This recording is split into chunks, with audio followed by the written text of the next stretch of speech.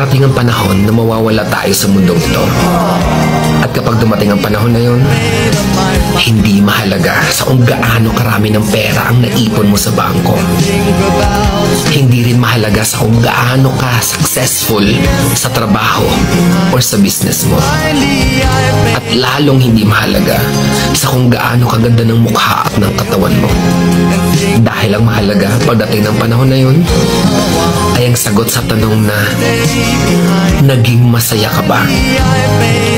Nagawa mo ba ang kagustuhan ng puso mo kahit pag-gaano ka malito sa mata ng mundo? Dahil sa huli naman, ikaw naman magdadala ng mga memories na yon sa libingan mo.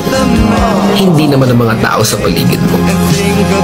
So make sure na bago pa dumating ang panahon na aalis na tayo sa mundong ito, siguraduhin mo sa sarili mo na magiging masaya ka at magagawa mo ang kagustuhan ng puso mo kahit pag-aano ka kontra ng mga tao sa mundo.